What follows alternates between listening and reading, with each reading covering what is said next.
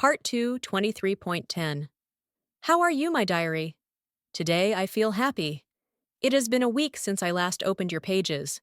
Don't be upset. If only you knew how wonderful this week has been. Didn't I tell you I met a guy at a club? Do you remember? I've been talking to that man for a week now. He says we shouldn't make our relationship public yet. Ah, if only you knew what kind of man I'm with. First of all, he is the son of a businessman. I noticed it right away, just from the gold-colored watch on his wrist. He dresses in a distinctive way. However, I learned more about him from my female classmate.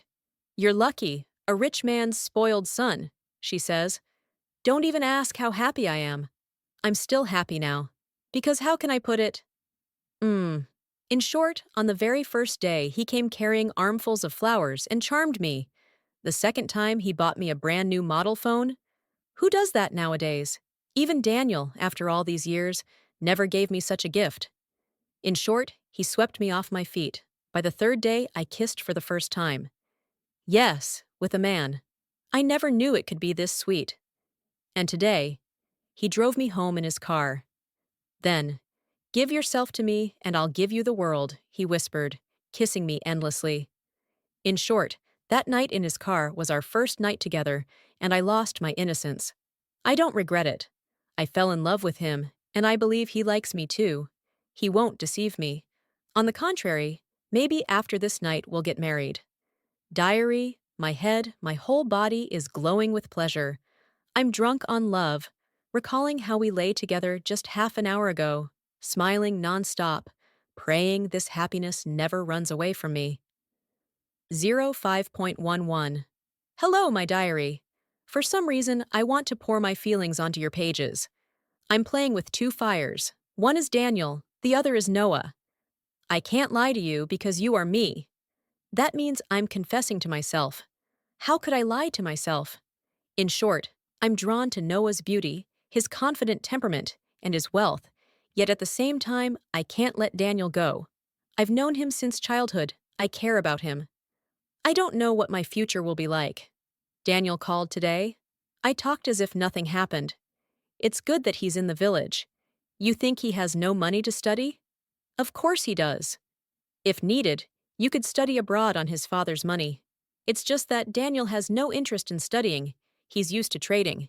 He used to say confidently, I'll work without studying. You'll see, if I invest the years wasted on school into business, in a few years, those who studied will work under me. Maybe there's truth in that. But the truth now is that I'm playing both sides.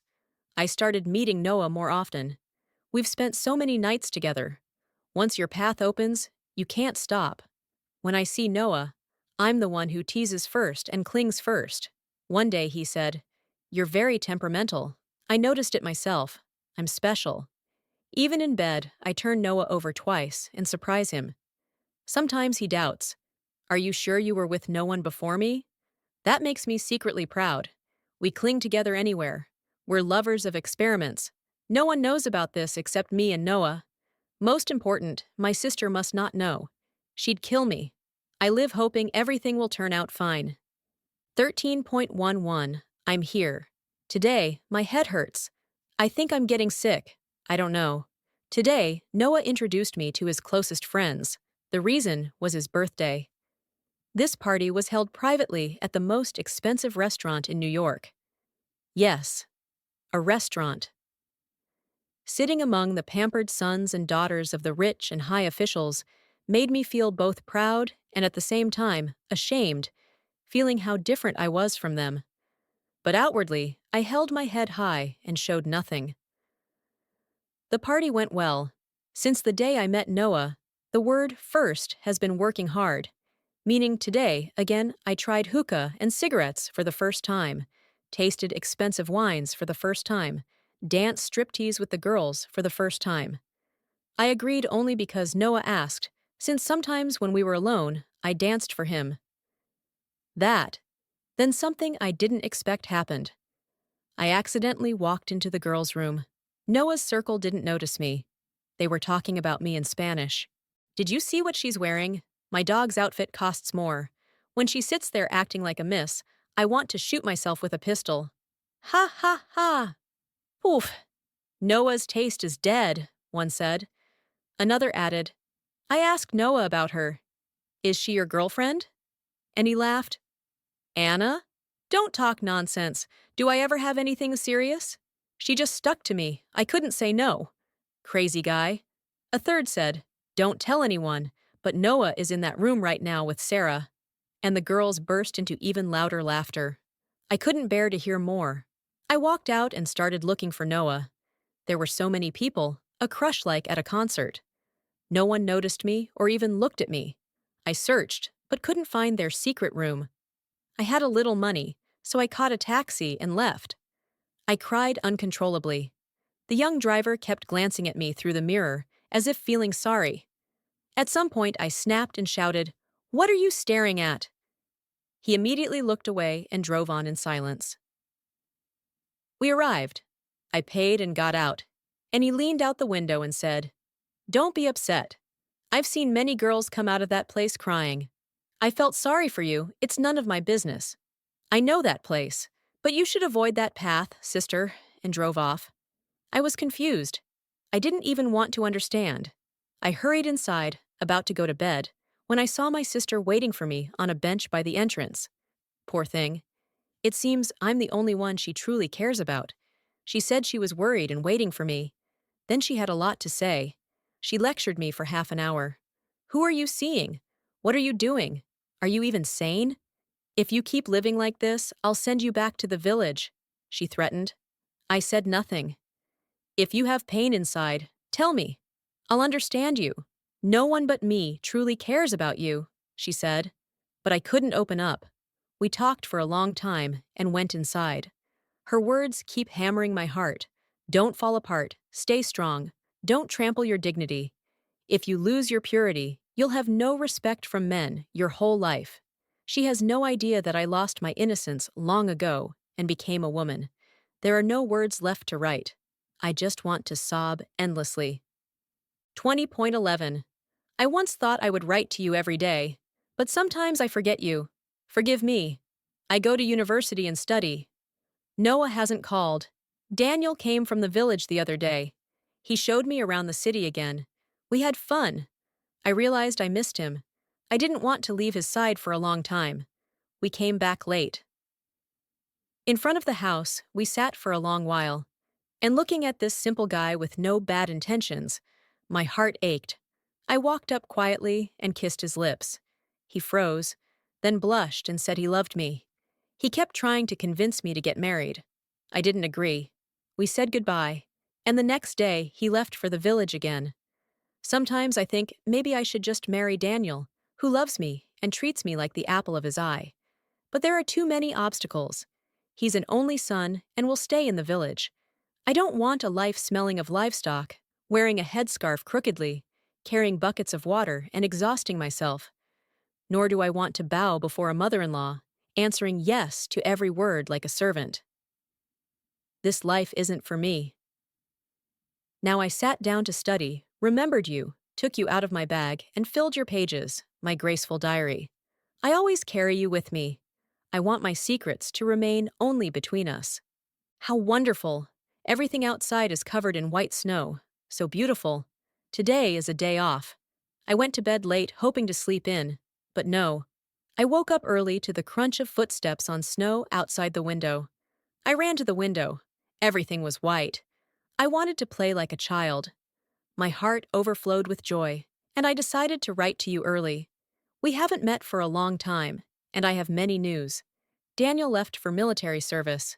People usually avoid the army, but he went happily, by his own will. He called in a hurry and said after 1 year, he'd return and we'd get married. My heart warmed, but I didn't know what to answer, because I had already made a decision for myself, and it wasn't in Daniel's favor. I'm talking to Noah. I won't let him go. He took my innocence and won't walk away easily. He disappeared for a while, and one day I saw him in a cafe with girls. I told them, wait! Went inside and approached him. He was sitting with an unfamiliar guy. He nodded to him as if saying, I'll be right back, stood up and came to me, kissed my cheek. I asked why he disappeared. He said he thought I was offended and planned to come see me. I demanded to know where he'd gone and who Sarah was, with jealousy. He dodged it, saying he didn't know her, and that jealous girls were spreading lies. I pretended to believe him. If I kept pressing, he'd leave. I softened and asked him to take me home, holding his hand. Our friends were left staring. Since that day, we're together again. You know what I decided, diary? I decided to leave Daniel alone and stay with Noah. He says he'll marry me. My life is tied to him now. I'm not sure whether I love him or just got used to him, but he seems suitable for me. I will be happy. My life will be as beautiful and pure as this white snow. I believe it. 15.12. This morning there was a fight at home. My sister and her husband argued again. Endless daily problems. Money is short, life is getting harder. Food on our table keeps decreasing. I leave without eating. How can you live on dry bread and tea? I feel sorry for them, but such poverty seems written into their fate. I left home hungry.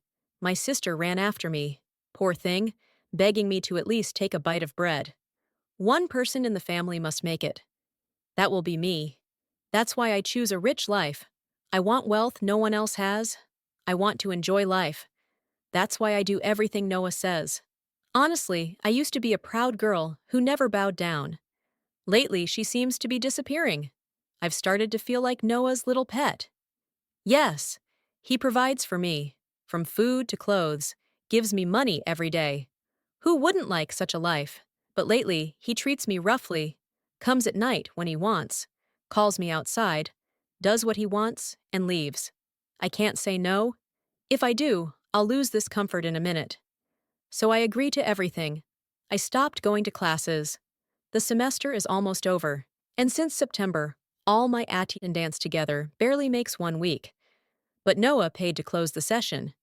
As they say, every gift has its price. I pay for comfort with my body, but my time to control Noah isn't far. If I finish my first year, I'll suggest marriage. Today, he brought 3 full bags of groceries. I carried them in, gave yogurt to my little baby sibling, played, kissed her cheeks, and smelled her.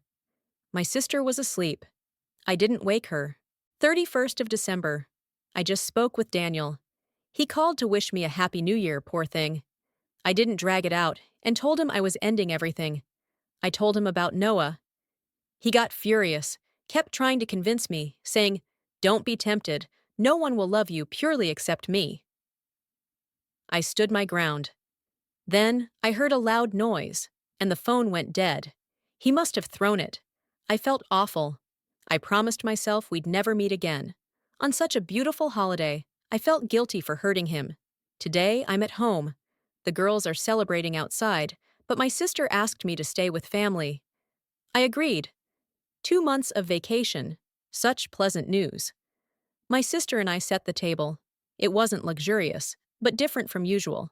She smiled and said, "Thank God for even this." In the evening, my brother-in-law came with his younger brother. He works here, I'd heard. His name is Miguel. From the moment we met, he couldn't take his eyes off me. We welcomed the new year together in a warm mood. Later, my older brother and sister-in-law arrived. The house filled with joy. My heart warmed, and I liked this moment.